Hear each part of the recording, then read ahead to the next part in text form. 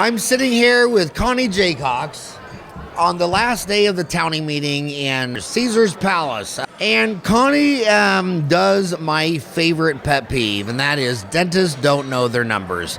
They love to learn, fillings, root canals, crowns, bridges. Then you ask them any accounting number, they have no idea. And Connie started Bottom Line Bookkeeping Solutions.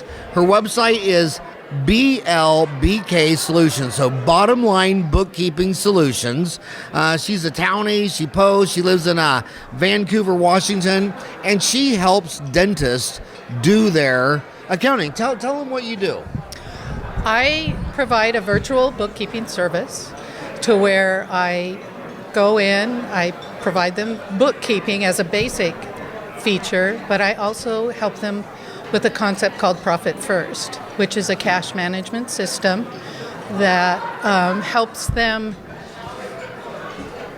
have a better focus on their overhead and understand that all the money that comes in isn't free money to spend, that they need to be prepared for tax time, they need to be prepared for major purchases, and just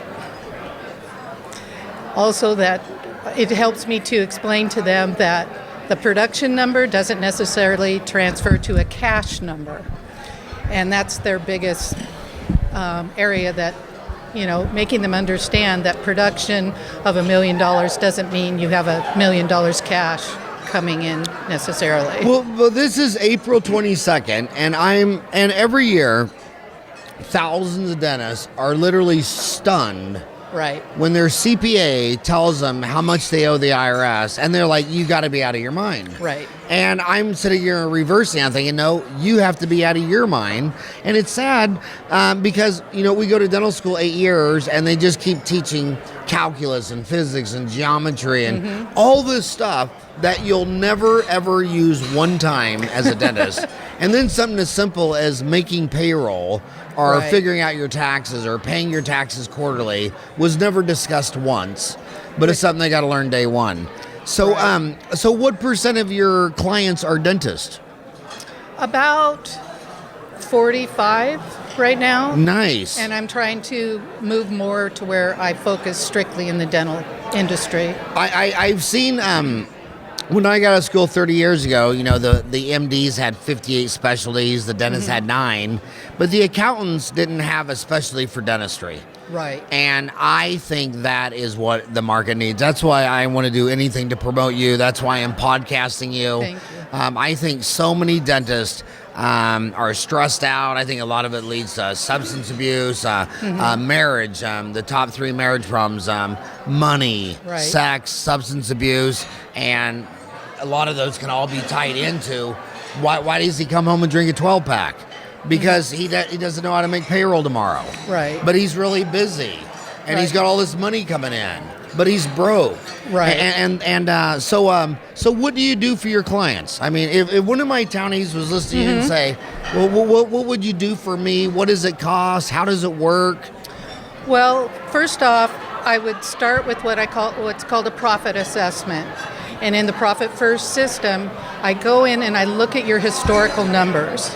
I look at your historical production numbers as well as your historical accounting numbers, so that I can get a good sense of what the practice has been doing.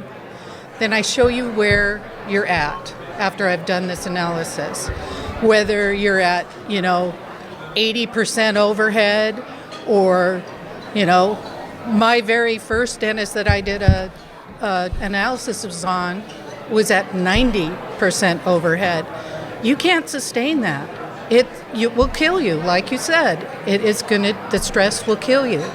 So we look at in detail everything you're spending money on. Is it, you have fancy office, your rent is huge. Did you buy the latest shiny object that you were sure was going to have a huge return on investment, and nobody knows how to use it? Is it just little things? Are you taking, the staff out every month for for lunch to the tune of a couple of $100 that you just really don't need to be doing. We go into the details of the overhead and start to look where we can cut to bring you to a place where you can be profitable. You can't be profitable with 90% overhead. There's no room, because that overhead isn't typically counting their tax burden when they think overhead. So your website is blbksolutions.com. Correct. And BLBK stands for Bottom Line Bookkeeping. Bottom Line Bookkeeping Solutions. BLBK, Bottom Line Bookkeeping Solutions. If my homies went to your website, what are they going to find? They're going to find just some basic ideas of what Profit First is about, how it works. They can also schedule a free 30-minute consult so we can just talk about where they're at, where they want to be, company history. I'm working on starting a blog, which you helped me with my first article. Thank you very much. That's how we met. Where was it on LinkedIn or where? I called you. Oh, you called me. Yeah. Oh, that's awesome. It's just my most biggest pet peeve. I mean, I tell dentists, get your house in order. Right. Get profitable. Then I understand boys love toys, and then go decide if you want a boat or a laser. Right. If you want a cabin or a CAD cam. I don't care. Right. What I don't like is when your house is not in order, and then you're making a bunch of batshit crazy financial decisions, thinking that that's going to fix your problems. Just get your house in order, and then you can decide if you want to take the money and buy your wife a Gucci purse, a trip to Hawaii, or a laser, or a CAD cam, or a CBCT. But let's go. I want to get more specifics.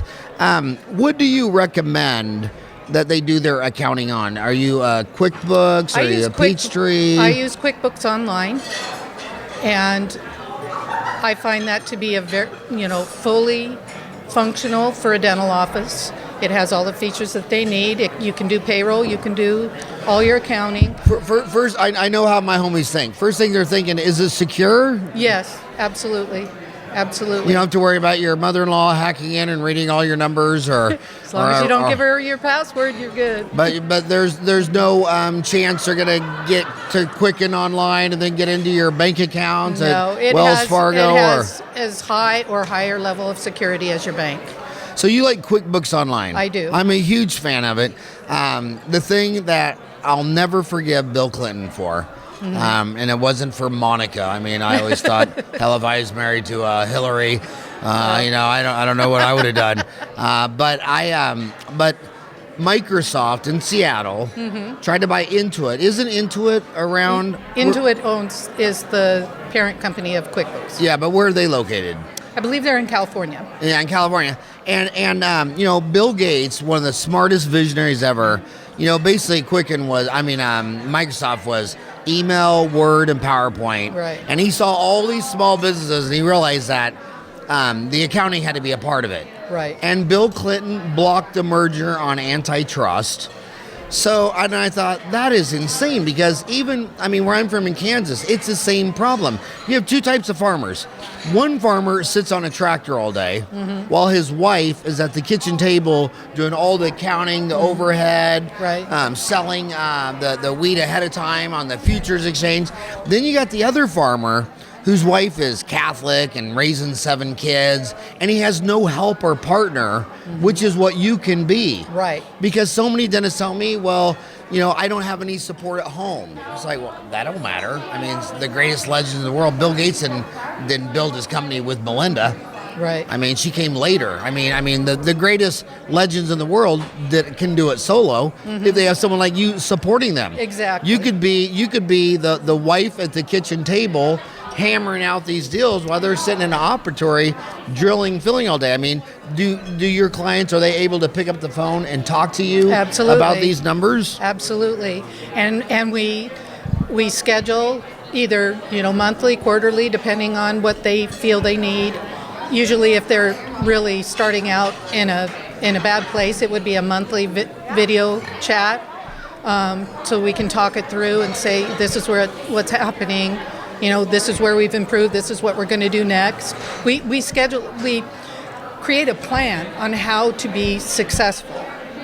With the Profit First system, we separate your money as it comes in. We put away the tax burden immediately. It never gets into your overhead account. You can't spend it. We put it away. We put away money for profit at the beginning. Whether we have to start at 1% or 10%, depending on where you begin, we set that profit away as the money comes in on a bi-monthly basis. And we give you a profit distribution like you would give a shareholder quarterly. So you get a bonus. The dentist, so many of them feel like they're working so hard, and they're not making any money.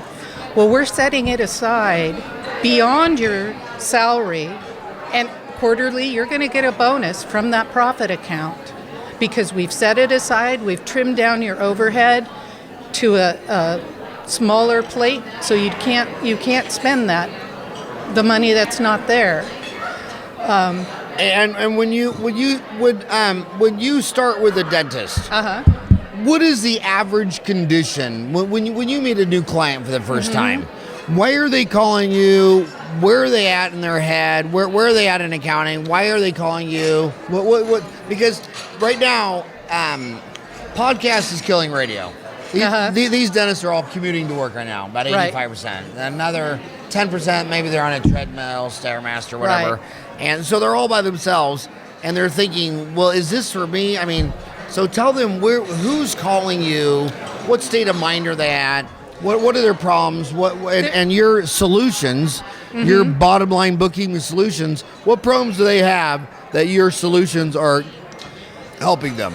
The initial reason that they call is they're overwhelmed, and they have no idea what their numbers are, how to handle the accounting.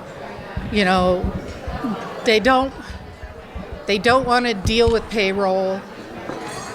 This time of year is often a time I get calls because they've got this big tax bill and they didn't prepare for it. I don't do taxes. That's an accountant's job. That's not what I do. What I do is I help them.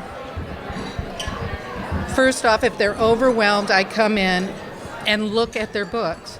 Oftentimes, the plus and the minus of QuickBooks is it's easy to use. But if you don't understand accounting, you can mess it up. And so often they've messed something up and they have no idea what they've done. So that's another reason they'll call is, I don't know what I did to my QuickBooks, can you fix it? And the answer is yes, I can. It may take a while depending on how well you did. And you just do this remotely from home? Absolutely. Nice. Yeah. So, I think dentists don't understand that, a CPA is really basically for a third-party tax collector.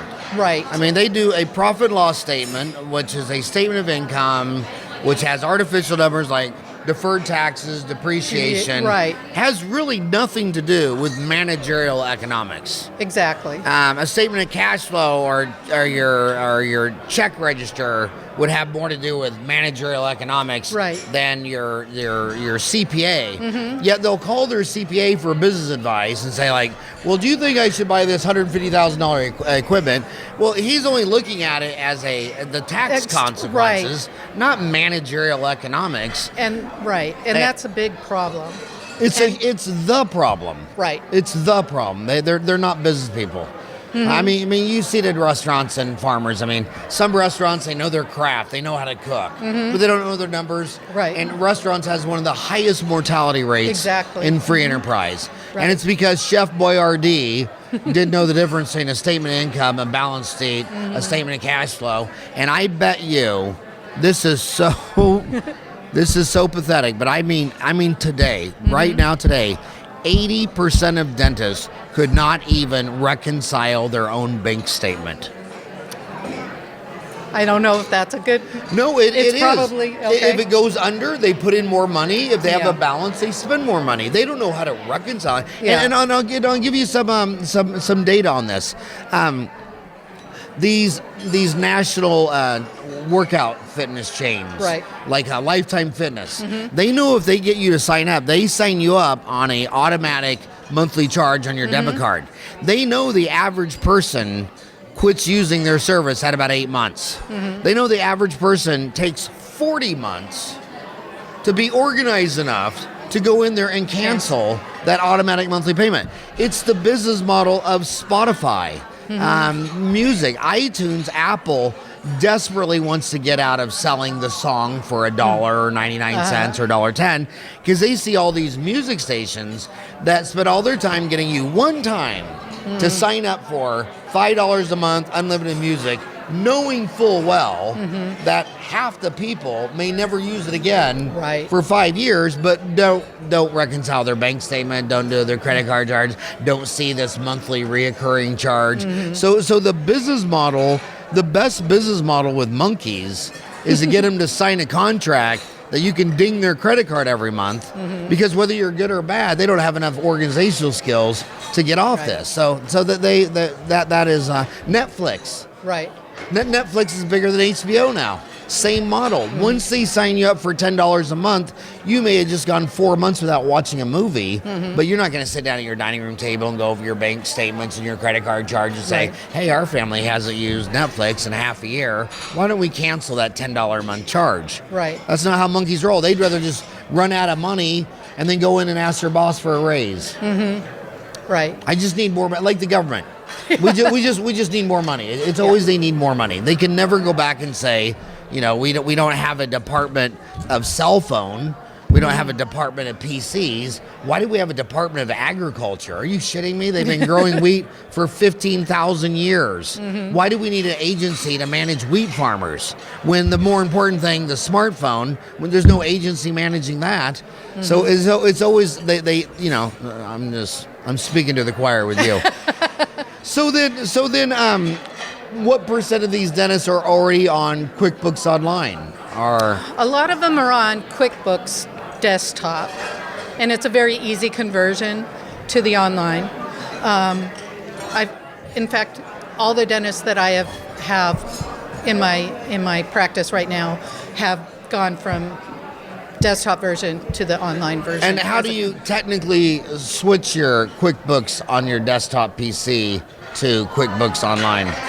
It's very simple. There's a couple of ways, but there's actually a button in QuickBooks Desktop that says, "Would you like to upgrade or change to QuickBooks Online?" Okay, now I know how my homies think. Okay. I've been on Dental Town 4 hours a day since 1998. The things they always think is that, you know, if I go online or I get help from you, they know. So many people say that 50% of dentists are being embezzled from by their front desk staff. So they're sitting there thinking, okay, if I move this online, are my front desk girls, does this make it easier for them to embezzle? And I'm sorry to say, it's so rude to say to you, how do I know that I don't give you all my information? And next thing I know, you're embezzling from me. And I'd rather have a really uneducated girl doing my recall. I'd rather worry about that than someone like you who's super sophisticated and now has all my information. But I don't. Because you put in your bank information into QuickBooks Online. I don't have that information. I don't have access to your bank. I have access to your QuickBooks data. It automatically updates from your bank, and if you've changed your password, I'm going to have to call you and say, could you update QuickBooks because you've evidently updated your password in your online banking. So then how do you embezzle then? I don't. Oh, come on, Connie. Tell the truth. Nah. Tell the truth. I'm a good Catholic girl. I don't embezzle. So would you ever be able to help the dentist figure out that someone is embezzling from him? I would be able to see anomalies, not necessarily part of what, yes, I would be able to help with that. Would I always catch it? No, I can't say I could always catch it. But since I would get information from both your practice management and your accounting, and I make sure those two balance every month. All the this deposit you say you got ended up in the bank. So do you tie into their practice management software too? I don't necessarily tie into it, but I do get reports from it. How do you get reports from docs? So he's on QuickBooks Desktop. He pushes a button. He calls you. And by the way, what is your number? How did they get a hold of you? My number is 360-524-3232. So it's 360-524. Yep. 3232. Right. And that's BLBK Solutions. And what do they want to email you? They can email me at Connie, CONNIE, at blbksolutions.com. Okay, so they call you, they email you, they go to your website, they do the button, they get converted online. How do they get their reports? Most of them, about 40% are on Henry Schein's Dentrix, about 40% are on EagleSoft. How do they get those reports to you? Through a secure file share system that they can upload them to me. Do any of the practice? What if she's young and she's working at corporate dentistry and she's going to open up her office next year? Mm-hmm. Are there any dental office practice management systems that you've liked more than the others, or you think the reporting is better for doing what you do? That's hard to say because so much of it is about. I've heard a lot of good things about Open Dental. I know. I don't have a practice that's using it yet. I'm switching Yeah. next month. I've been, my dental office turns 30 years. I graduated 30 years ago, May 11. I know what you're thinking. I only look like I'm 21, but I'm actually 54. That's awesome. And this is no cosmetic surgery. What is your routine? It's all natural. Perfect. And, I'm on that too. But if you go to Dental Town and we have that search bar, and that search bar, I always show it to everybody because that thing cost me $50,000 from Google. And you don't update the software, you buy a Google box. So every time I want it even better, I gotta buy a $50,000 box. And you come to Dental Town, all the servers are black, except the Google appliance is yellow. And if you type in Dentrix, it brings up 100 threads. They're all bitching, moaning, complaining. Mm-hmm. EagleSoft, same thing. Open Dental, all raving fans. Mm-hmm. I've been on SoftDent since day one. It was owned by Kodak, Carestream. It has a different owner about every 6 weeks. But I'm switched to Open Dental just because of Dental Town, seeing the raving fans. But the thing I'm hearing is that the name Open is because it's open and it interfaces more with other vendors, other data.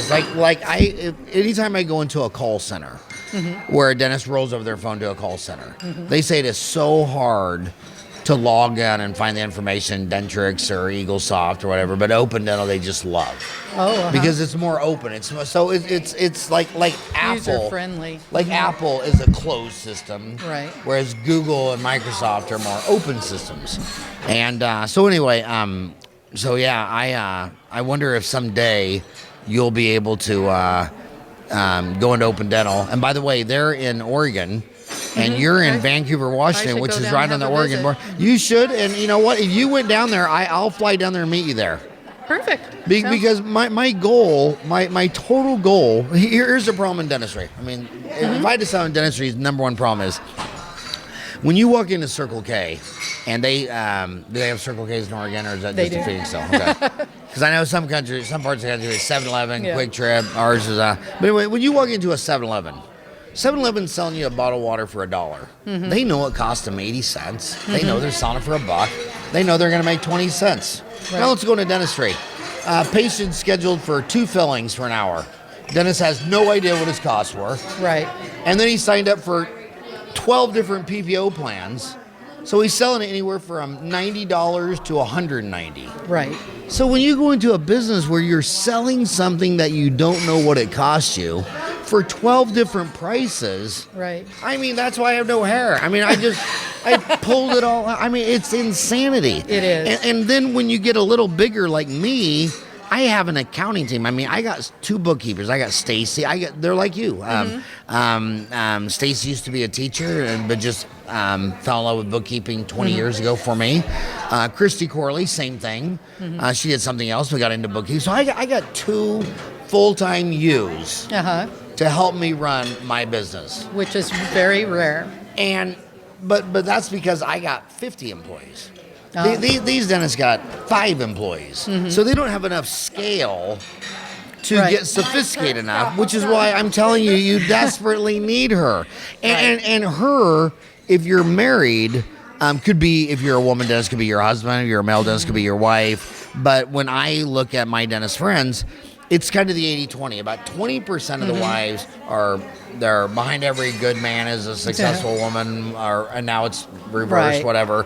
But someone's home doing all the numbers, helping, managing, all that stuff. But a lot of these dentists got a stay-home mom with 3 kids, and they're involved in the church and all that stuff. They don't have a you. Right. And I noticed it when I was a kid at 10 years old with farmers. My dad used to point out for me, he said, I feel sorry for Chuck, because his wife has no idea what's going on in the farm, and he's carrying 15 hats. Right. Whereas your other friend, Greg, his wife is about 12 times smarter than her husband. And she likes him most just sitting on a tractor, you know what I mean? And stay out of my kitchen because all the books, all the paper, and I mean, her husband didn't even know that she already sold the wheat on the Chicago Mercantile because the price was higher. And then when old Greg harvests his at the same time as everyone else's, then the price will plummet. Right. I mean, just all these little things. They don't have a confinement, a consigliere, the mafia.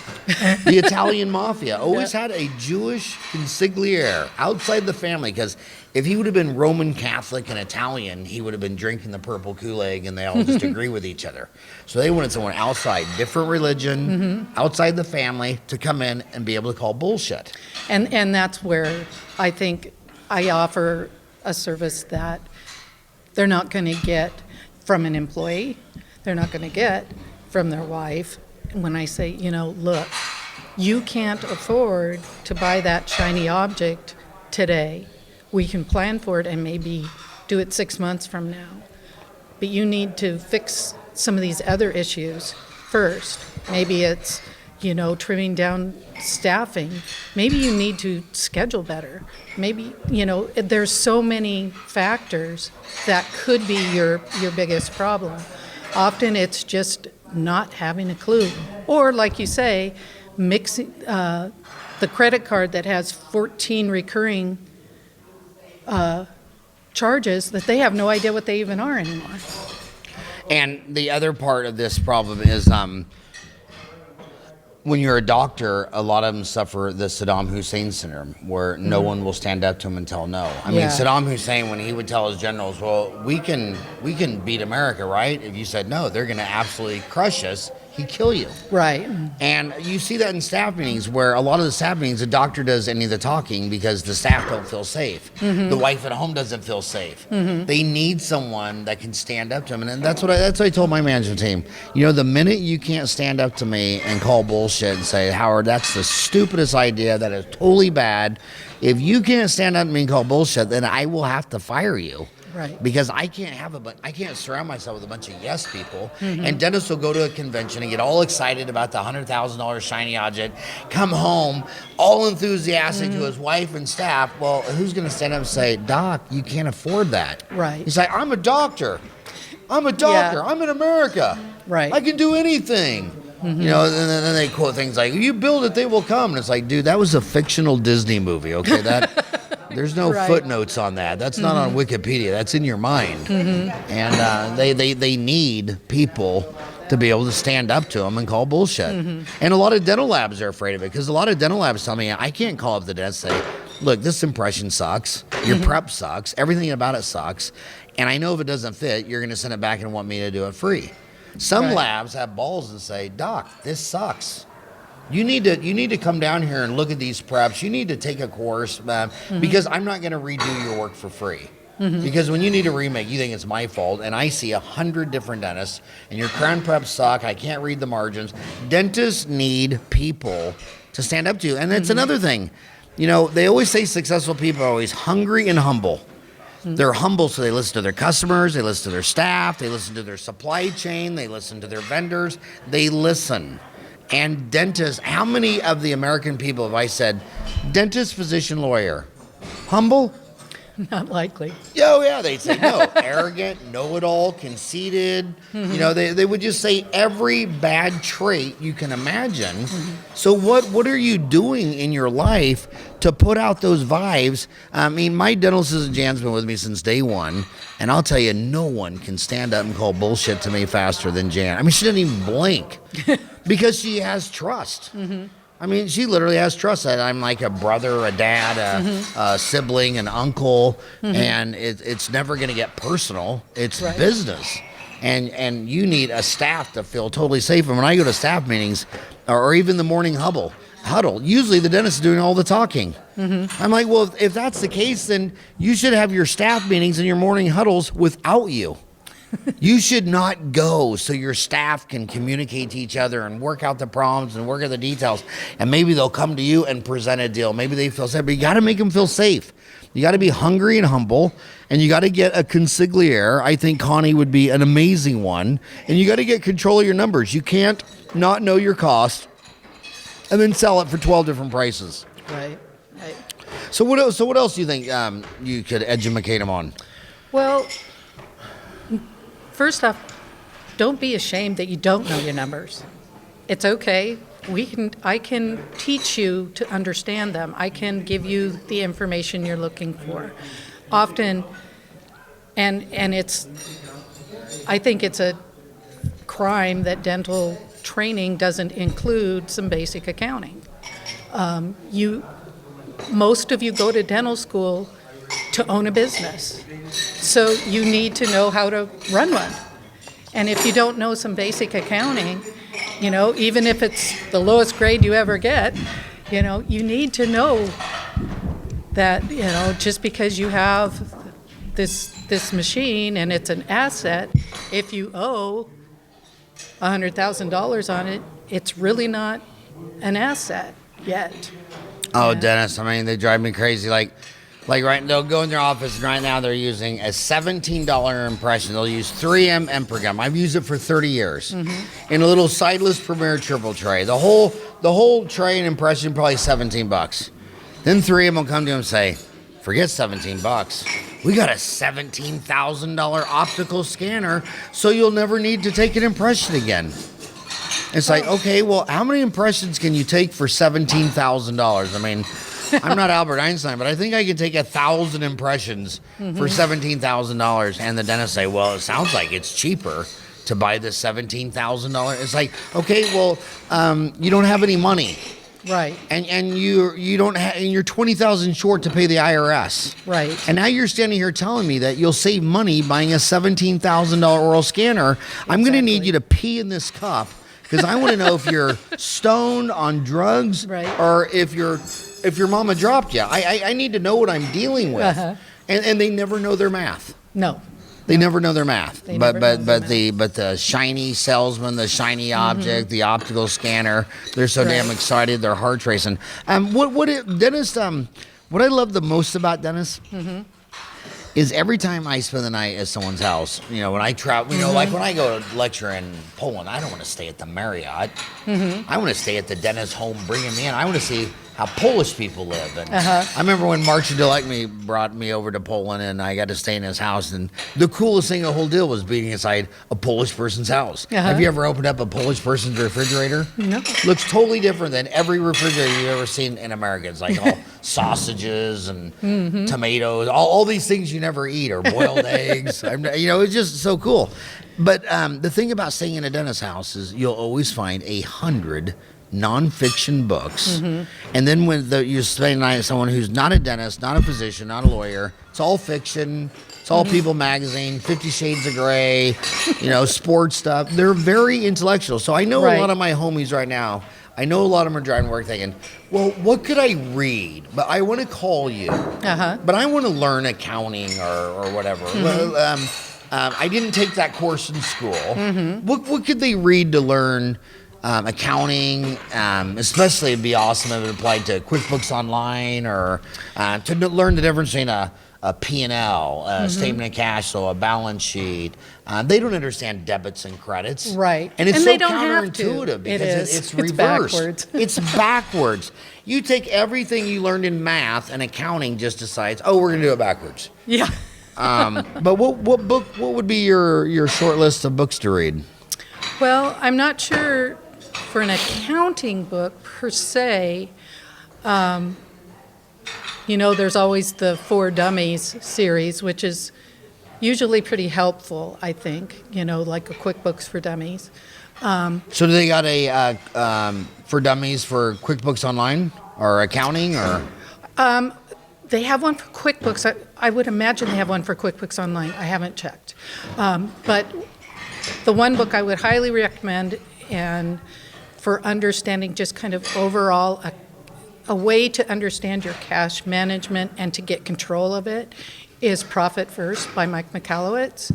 And that's the system that I use when I go in to help them. And it's a cash management system. It works with your natural behavior instead of against it. So What's the name of that book? Profit First. Oh, you sent me this. I did. I had one book. I just finished Pathways to the Pulp by Stephen Cohen, dental book, and then I'm on the heart attack gene. Oh. And this is the book after that comes up after that. So this is 2 down on my list. Perfect. But so this is Profit First by Mike Michalowicz. Is he Polish? He's got to be Polish, Ukrainian, or Russian. I believe it's Polish. Yeah. Okay. And Mike Michalowicz, author of The Pumpkin Plan, The Toilet Paper Entrepreneur. So where can they buy this on? Where would they buy this? Amazon. Amazon. Yeah, Okay. Well, Barnes and Noble, talk about and we should get him on the show. And we've. Right on. Okay. But anyway, so to hold that book and tell them what they're going to learn about Profit First. Well, with Profit First, it works with our natural behavior. We all, when we're thinking about money, we log in and we look at the balance in our account.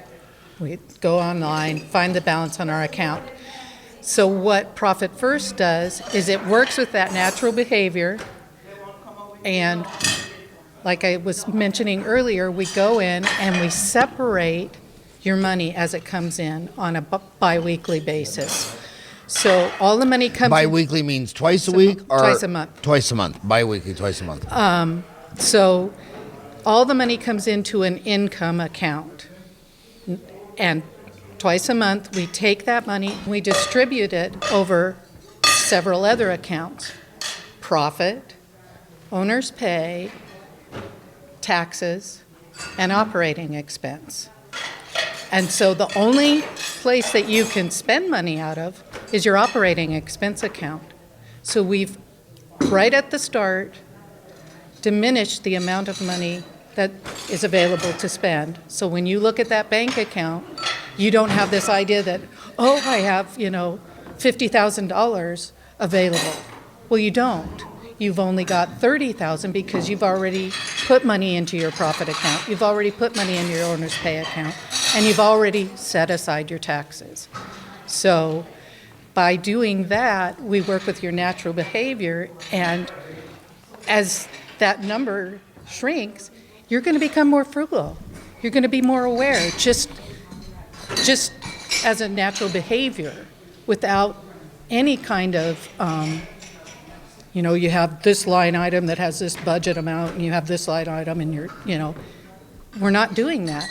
You're looking at your bank account, and now that's all the money that you have to spend, and it instantly slows you down. Now, does QuickBooks Online, do they have an app so the doctor could hit that app on a smartphone and see those numbers and those account balances? Yes. QuickBooks Online does have an app for iPhone and And do you Android. recommend that they use a bank like Chase that has an app so they could see their accounts so they could open up their QuickBooks Online, see these accounts you're talking about, and then go to the Chase Online and look at those accounts? Well, they don't even have to go to the bank because QuickBooks Online links with their bank automatically and updates. And which bank do you think they link with the best seamlessly? I haven't had trouble with any bank. for QuickBooks Because- to link because, with. It's our a little team- bit trickier with some And which ones are credit unions. They Yeah. they're not as our team? We think that the Chase online is far more intuitive. And we think Bank of America is far more. We almost think like the Chase is like an iPhone, an Apple, and the Bank of America is it's not intuitive. We've had a lot more. We just really like the Chase one. and Do you I have agree or heard I've disagree, heard or that no difference they to you? help. They're a good one when we start to open up these multiple accounts. There's not the fees and stuff. I've heard that is it Spark or Chase Spark? Chase Bank. Bank, yeah. That's Jamie Dimon out of Chicago. He was the number 2 guy between Citigroup and Manhattan. And then he was going to be the successor, but rumor has it that he asked out Sandy Weil's daughter on a date, and he didn't get the date, and he was no longer working. Of course, you can't find that on Wikipedia, but that's what that's what the rumor is. But I've had dinner with Jamie Dimon 2 or 3 times, and when he's come to town, and I just think he's an amazing man. Who was the one that was doing all the illegal stuff? Was that Wells Fargo with all the sham bank accounts, or they were I'm not setting up sure. multiple Yeah. bank accounts and charge fees and all that? But anyway, I see, yeah. back to our 2 competing was Chase and Bank of America, and I just think that Chase is just a lot easier because I know my homies, this isn't their core competency. Right. So anything I can get them to do just to make it a little more easier to understand, and I think the most reason it needs to be easy to understand because they think their student loan in debt is a lot. Wait till they get divorced. Right. And if 1/3 of divorces are over this money, and you send all these mixed signals to your wife, like, my God, we did 5,000 today. Right. And then Saturday she's at the mall like, oh, I'd love to have that Gucci purse. That's only one day's work for you. And it's not one day's work for you. No. You did 5,000. You didn't make $5,000. You might not make $5,000 in 2 weeks. Right. And if your wife, or now you're the woman dentist and your husband, by the way, a lot of male dentists feel bad that their wife makes so much more money than them as a dentist. And Oh. they say they feel emancipated. And I say, well, you know what? Just don't think about that while you're vacuuming. But there's a lot of mixed signals when you're coming home saying I did $5,000, and then the spouse thinks, oh, we have $5,000 to go spend at Home Depot tomorrow to start a Right. new bathroom deal. So the more and then substance abuse. There's a huge theory out there. There's a TED Talk called the Rat Park, and it said that if you put a bunch of rats in cages, rats or monkeys or whatever, and you give them a choice between water and drugs, they choose the drugs until they die. And that was the beginning of addiction disease. It was all based on all these studies. Then finally, after everybody agreed with that for 30 years, they said, well, maybe they drank the drugs because they're in a freaking cage. So they redid all the experiments, water with drugs, but they made a rat park. They had other rats in there. They weren't alone. They had things to play on and wheels and all that stuff. And the rats all went to the water. And none of the rats OD'd on the drugs. So there's a lot of people, and a lot of people say, oh, that's not the cause of the disease. Well, if no one knows what it is, how do you know that it's not that? And so I think a lot of substance abuse with dentists is financial stress. They're stressed out of their mind. So what They do? They come home and do 3 shots of Fireball and drink a 6-pack of beer. And then they're fighting with their spouse because they're like, I worked all day and look at this shit you bought when I was at work. Are you kidding me? And it just spirals out of control. Right. And again, it's get your house in order. Right. And get you and your spouse. I am a firm believer that if you're married, these conversations they have with you need to be on speakerphone and get the office manager, the doctor, the spouse, you, and get a grasp on these numbers. And it's far more important than learning how to place implants. I mean, your house is upside down, and what's your best idea? Oh, well, I'm going to add sleep apnea. Add sleep apnea. You already have a circus going. You have a 3-ring circus going on. So you think it'll be better with a 4-ring circus or a 5-ring circus, and then you're going to fly to Dominican Republic and learn how to place implants and bone graft? If you can't understand your numbers and make money on a cleaning, exam, and a filling and a crown, you sure as hell ain't going to make money learning 5 more procedures that, again, you won't know the cost of. Right. And your understanding your costs gets far more complicated as your menu increases. Right. And it's a necessary evil for every business. You have to know your numbers. And when you're an extremely educated person, you understand what you understand. Like you said, back to the humble. Don't be ashamed to ask someone who understands the numbers to help you. It's an investment in your future. It's an investment in your practice. You will do better if you have someone who is constantly watching the numbers, making sure they're accurate, and informing you whether that next step is doable at this point in time, or whether you need to plan for it a little bit longer, prepare for it, and you're willing to talk to all kinds of coaches, all kinds of, other professionals. Don't be afraid to have a bookkeeper who is going to keep track of your numbers and give you that information regularly. And this is Dentistry Uncensored. So what does this cost? It depends on the size of the practice. I charge a flat rate once I have a good understanding of what your needs are. And it's just, it's anywhere from, depending on the size of the practice again. So it could be anywhere from, $750 a month to $1,500. It's so $750 to $1,500 is about the range you're working with now? About the range. Once we've gone through, cleaned everything up, there's the initial setup, cleanup, and that sort of thing. And what percent of this do you do virtual, online? What percent of the time do you need to meet in the flesh, go to the office? Probably, I would say 98% of it is virtual. And then, we do video. We can do video chat, so we're meeting that way. I always thought that was another weird thing. Like, right now we got 2 speakers going on right now, and there's probably 300, 400 in each room listening to 2 speakers. But you could go to Dental Town online and see these exact 2 same speakers right now, and the course would be like, I think like $18 or $36. What do you think it costs to fly down here and stay in a hotel?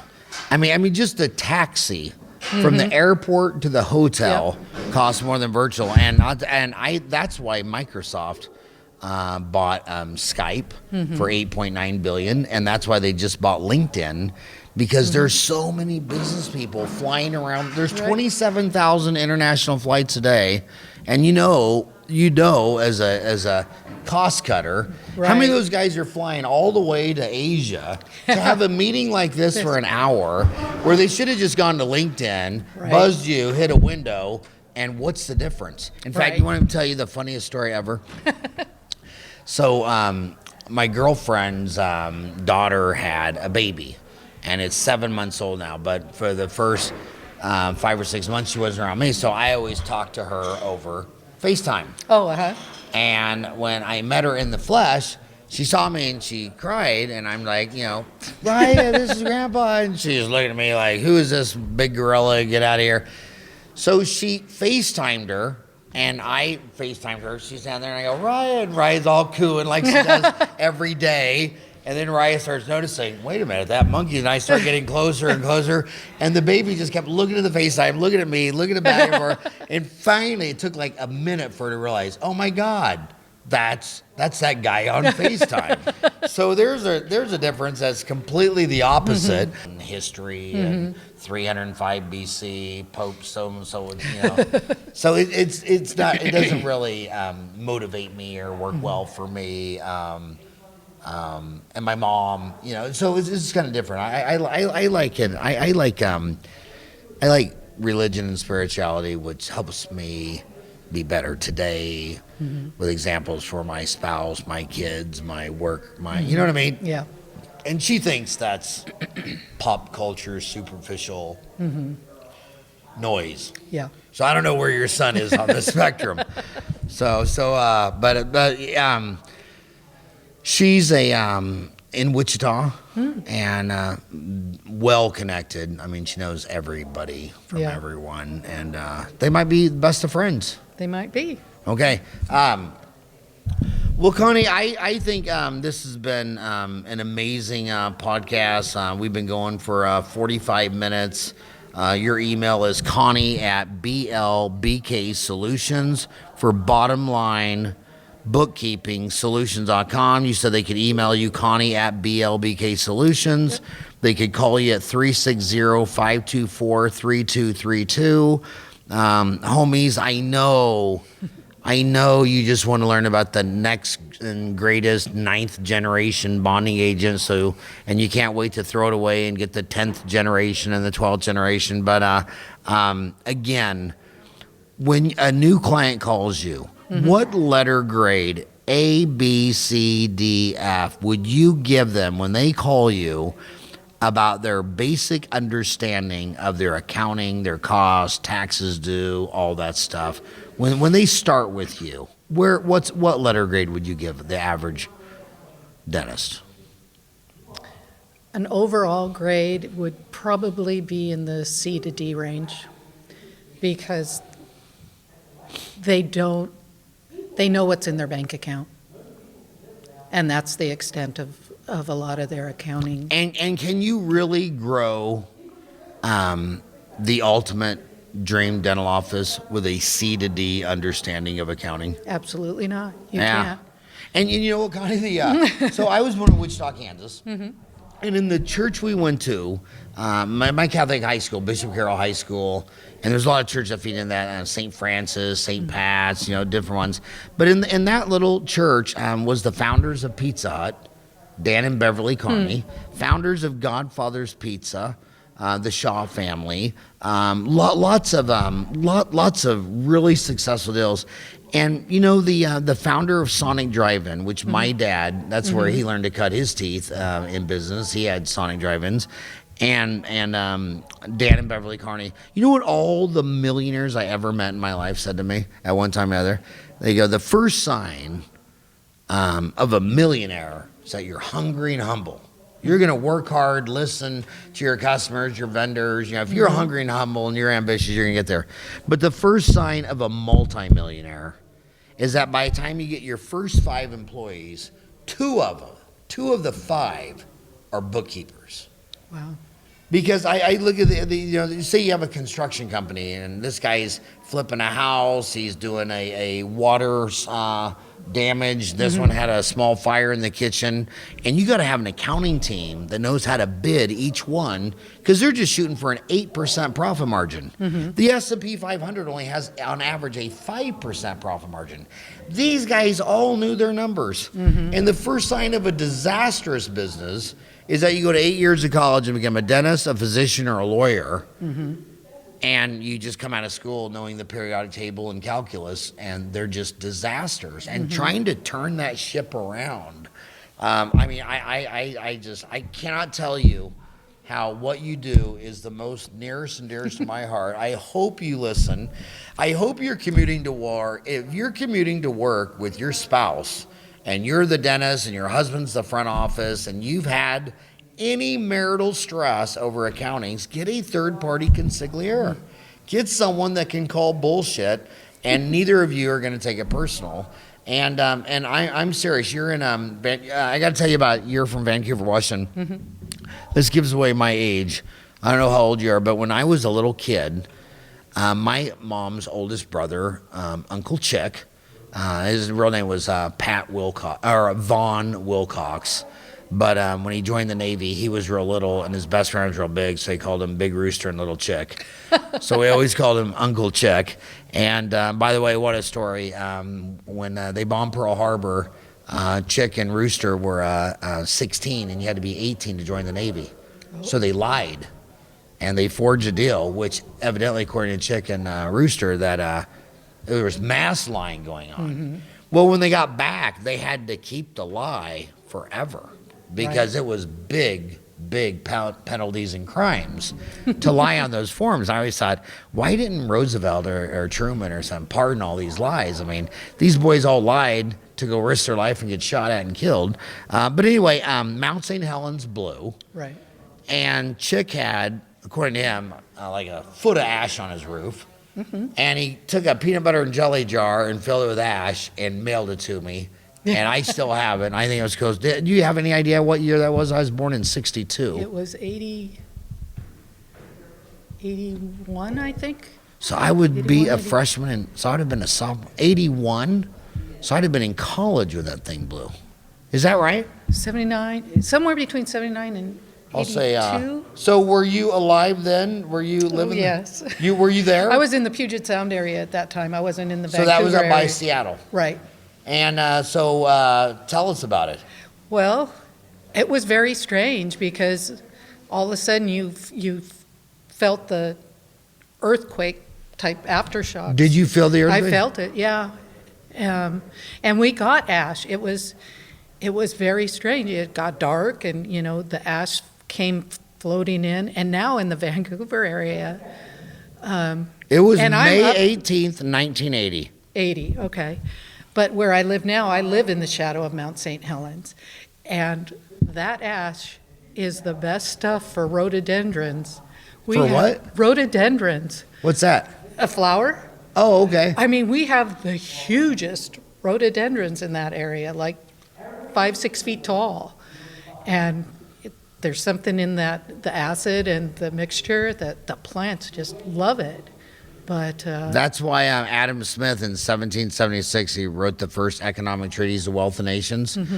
And for examples like that, he goes, you have to have free and open trade because it's probably better to grow bananas in Jamaica than Boston. Right. Volcano erupts and a certain flower grows there better. And you just have to, that's why free trade is always so much better. Because everybody's different. So what's your close for these guys? They're listening to you right now. They're commuting to work. What's your close? You went to school for a long time to be a profitable business owner. Your business is your dental practice. Don't let your lack of education in accounting keep you from being the success you should be.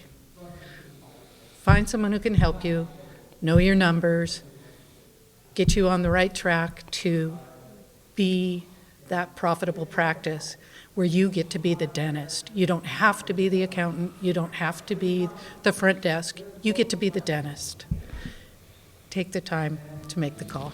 And I want to close on this on a couple other examples about humility. Humility listens to your staff. Your staff come first. You treat your staff good, they'll treat your customers good. Your customers come second. Your customers treat your staff bad, you fire that customer. Your staff come first. Humility. Doctors, physicians, dentists, lawyers, you're not a humble group of people. The whole world knows you're arrogant. Everybody knows you're arrogant except you. The most successful dentists I know are the most humble dentists I know.